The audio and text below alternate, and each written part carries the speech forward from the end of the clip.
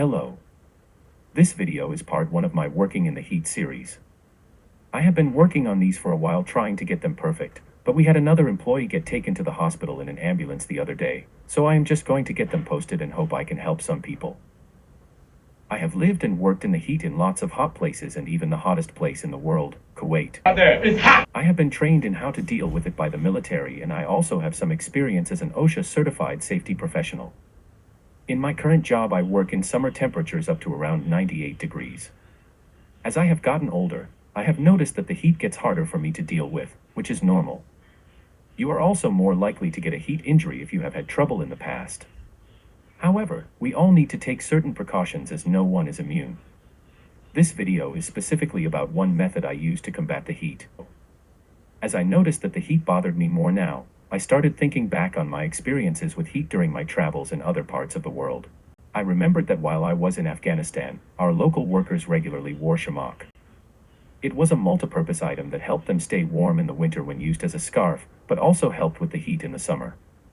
When temperatures run high, they use it to loosely drape over their heads and, if water is available, they soak the shamak in it for evaporative cooling. As a souvenir, I asked one of our Afghani workers, who regularly drove to Kabul, to get me a set of authentic Afghani clothing. He brought me a parahan tunban, which is a long loose-fitting shirt and pants, and a matching shamak as you see here. It was very cool and comfortable, and I understood why they dress that way there. I picked up several other shamaks at the local bazaar like what our laborers wore. The manual laborers in Kuwait were mostly from India, Bangladesh, Pakistan, and Sri Lanka, where they dress much like the people of Afghanistan and also use shamak. I have also seen people here in the US use wet rags or t-shirts or other clothing items to similarly shade and or wet their head or neck. After trying a shamak in my current job and getting weird looks from people, I looked for an alternative. My wife, who is one of the master shoppers of the world, discovered the Mission Cooling Neck Gaiter and we ordered one. Around that same time, my employer had the same idea and provided some neck gaiters for us. Theirs were nothing more than a tube of cotton polyester t-shirt material. At 50% humidity they did have some effect, but at 75% humidity and higher these would end up just being a hot wet cloth around my neck. I appreciate the boss's effort, but they just don't work well. When the Mission Gaiter arrived, I was anxious to see how it performed. These are terrific. It is 100% polyester and cools much better than the cotton poly blend. It stays light around my neck and the air passes through it more easily, giving better evaporative cooling. It is also rated UPF 50 to protect you from cancer-causing ultraviolet sun damage.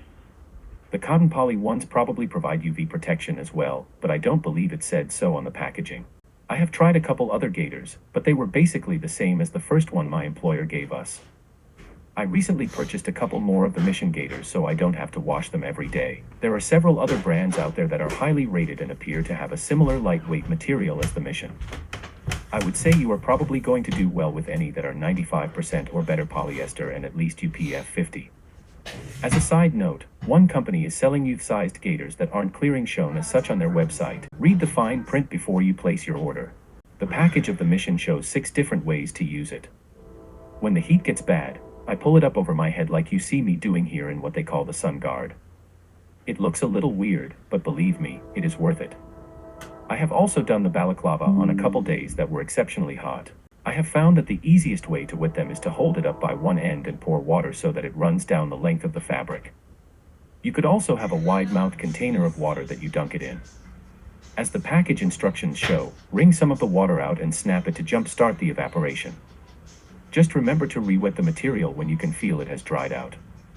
I find that it needs to be re-wet about every 30 minutes on a 90 to 95 degree day with 75% humidity. Wet it more often when it is hotter or humidity is lower. You can take it off and re-wet it, but I prefer to use a spray bottle for re-wettings. Remember, you still need to drink plenty of water and watch for signs of heat stress. Often it will be other people who notice the signs before you do, so pay attention to comments made by those you cross paths with. Things like, "Wow, your face is red," or "Are you okay? Do you need to sit down?" For detailed information on heat injuries and what your employer is required to do for you, see www.osha.gov/heat-exposure. If you want more information about anything I mention in my videos, let me know and I'll do another video about that. Come back here again for episode 2.